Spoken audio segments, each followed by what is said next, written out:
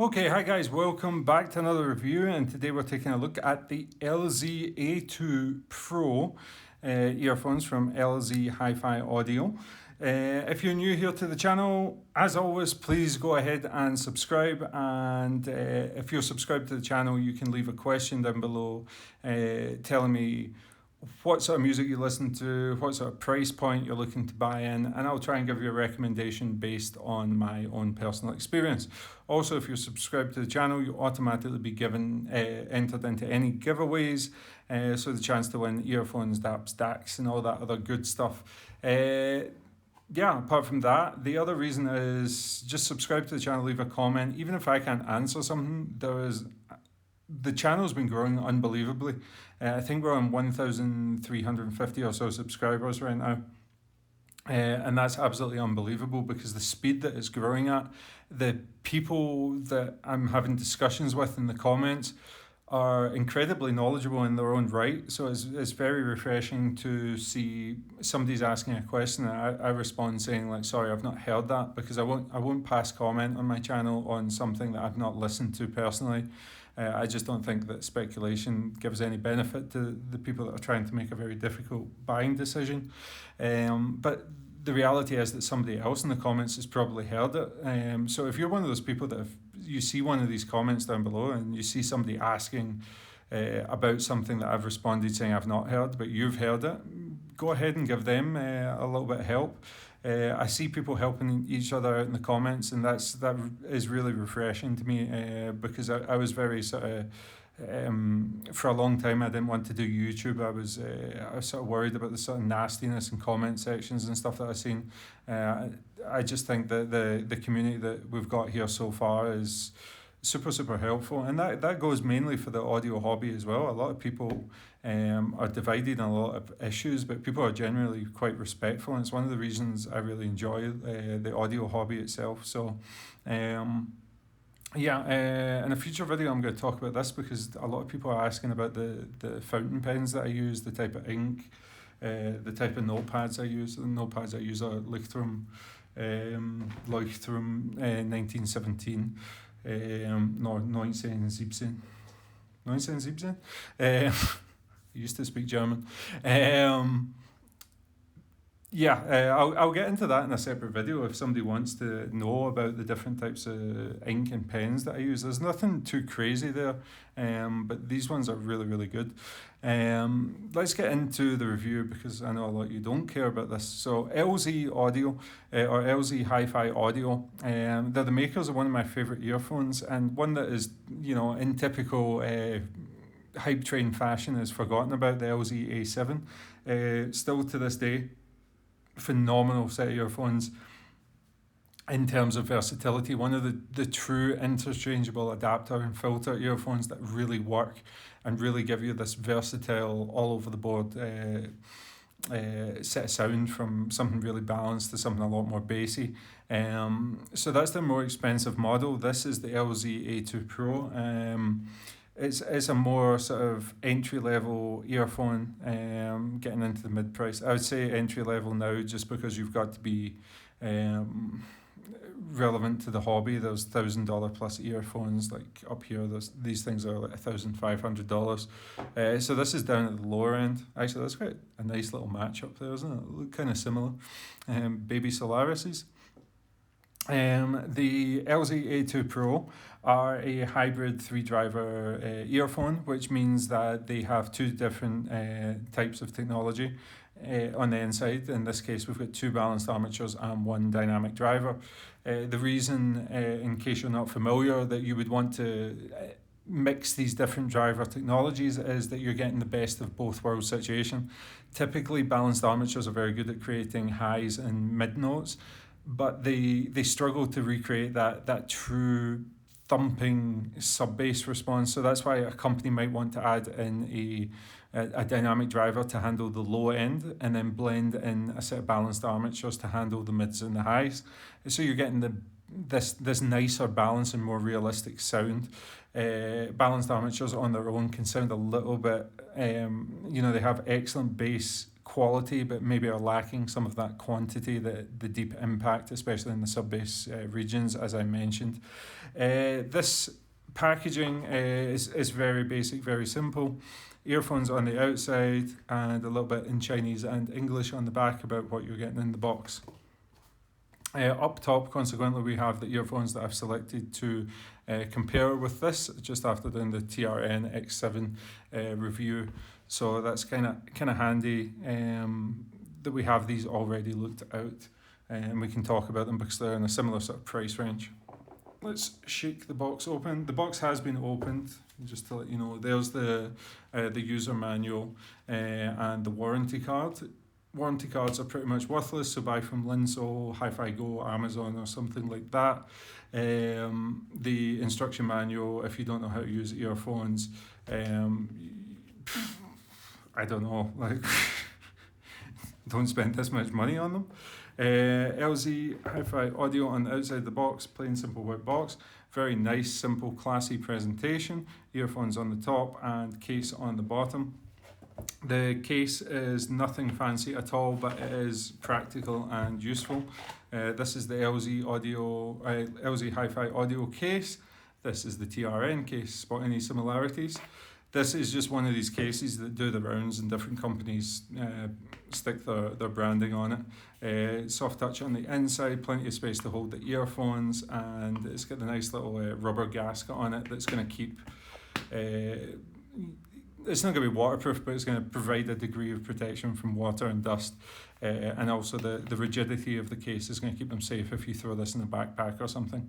So case, hard case, nice inclusion. I always appreciate that. I'll take the earphones out of this black pouch, which I'll do right now.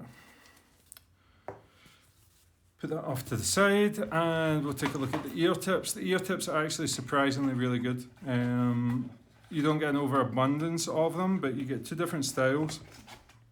And you can see here, these are the softer of the two. These are my least favourite out of them. But these ones with the blue background on them, very nice grippy little ear tips, very easy to get a good seal on them, and to be fair, the black ones weren't bad either, but I just prefer a little bit more rigidity, and they give you a little case to carry it with, so it's a nice little inclusion, nothing too crazy. It is an entry-level set of earphones, so let's keep that in consideration, and when we're taking it into consideration, let's take a look at the cable, because the cable is very, very nice. So it does come with that little protector out the box, which I was taking off when I was using it.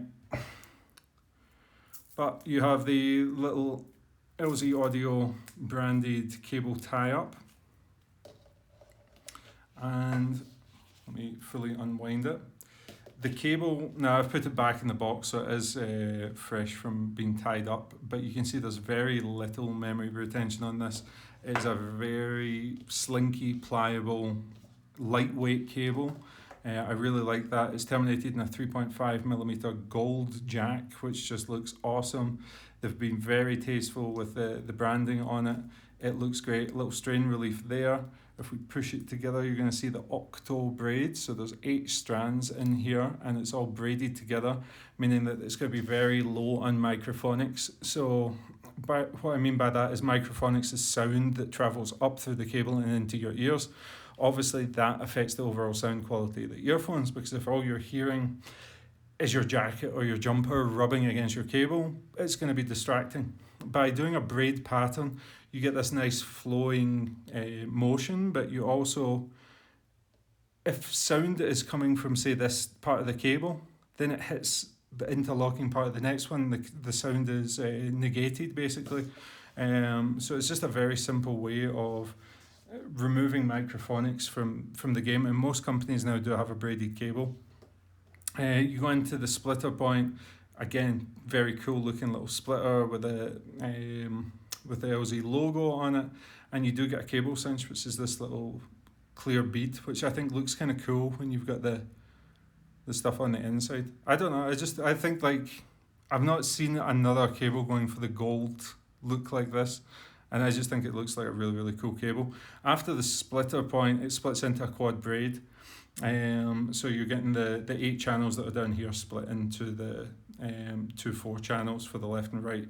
You get a nice memory wire there that's going to hold the back of your ear, and again you've got the gold and this little recess. So really nice cable actually. I know you can probably get something like this for $20-30, but the fact they've included it in the box is fantastic. And if we're talking about the TRN X7, which we have up here in the purple, let me look at this trash cable. This is the basic bog standard KZ style cable that they've included. These earphones are the same price. This is miles ahead. You would need to take these earphones and then buy this cable to get anywhere close to it. Build quality,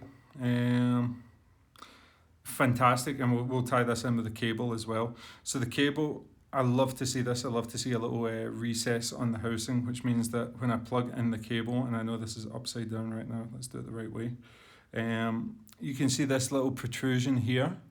Once you push it in, that then sits flush and creates this barrier for sweat and stuff like that, so you don't get sweat into the terminations of your earphones.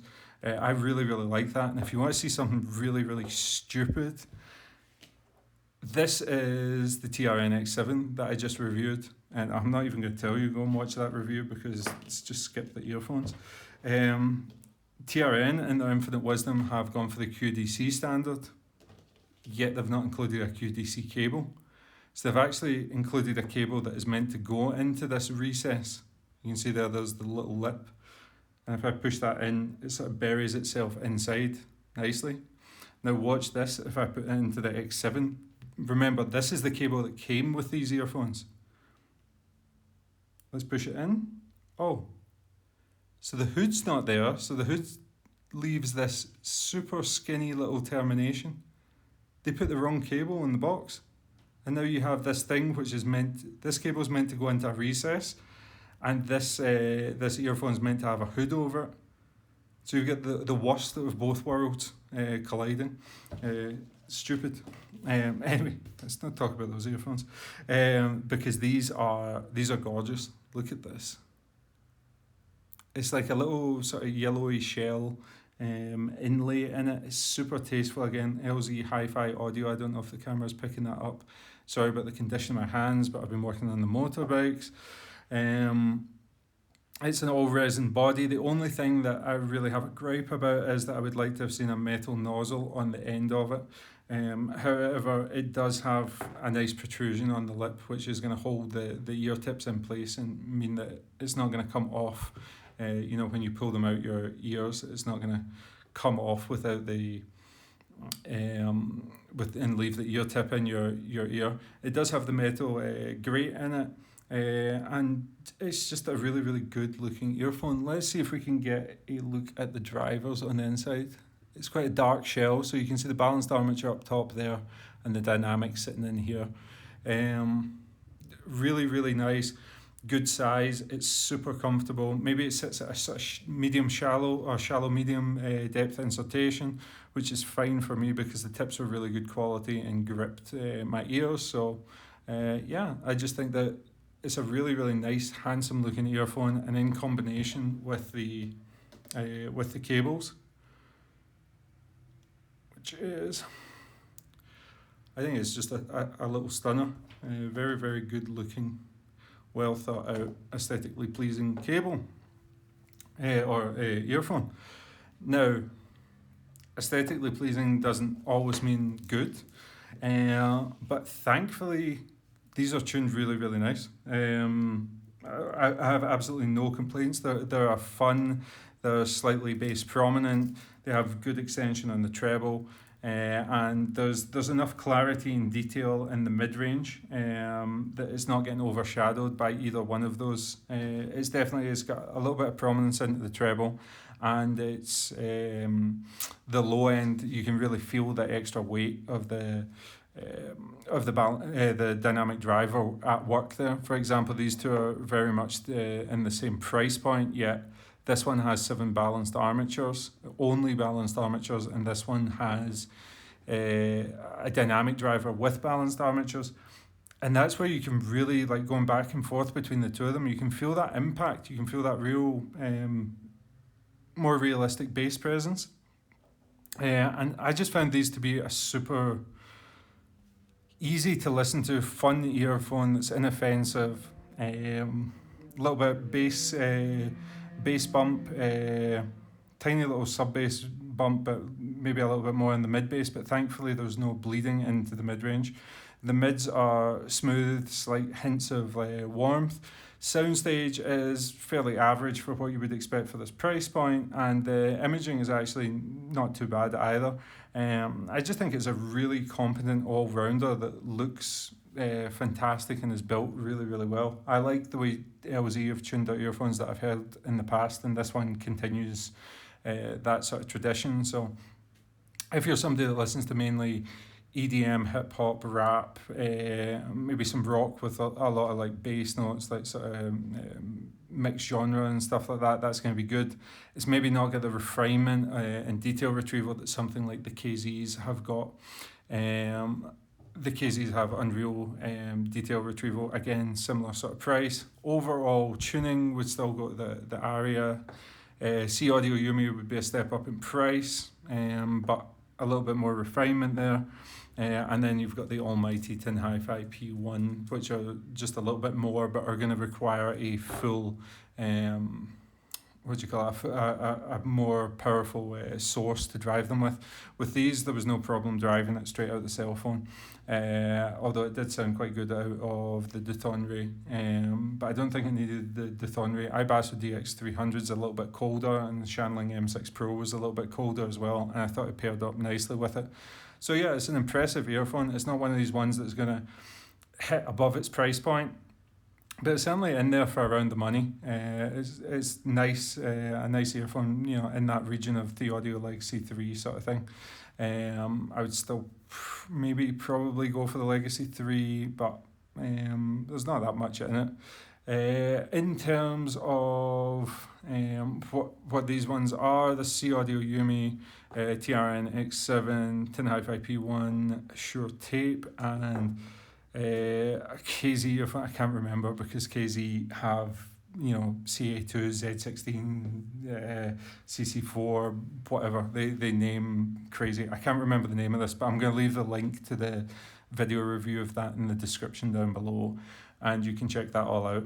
Anyway, this is the LZ-A2 Pro. Yeah, really good, pleasant earphone. Very little to complain about for the money. So yeah, I like it, and I hope that was useful. As I said at the start of this video, if you're new to the channel, go ahead and subscribe. If you're already subscribed, go ahead and leave your comments, or leave your questions, or leave anything if you want to see this compared directly against something, and we'll put that video together for you as soon as possible. So thanks for watching, and I'll see you on the next video, which I think is going to be the Aoun X5S, and then I have the BESaudioreview DX300 review coming out. And I think that will be me up to date so that I can start doing some of these reader request videos that people have been asking for. People have been asking me for a lot of comparison videos on how I got started in audio, my first set of earphones, like the progression of my earphones videos and stuff like that, current state of my collection, my current top 10s, top 5s and stuff like that. That's all going to be coming soon. I'm going to put them together in the next couple of weeks now that I've got a little bit of space opened up. So if you're interested in that, please go ahead and subscribe, and as always, thank you very much for watching and being a part of the channel.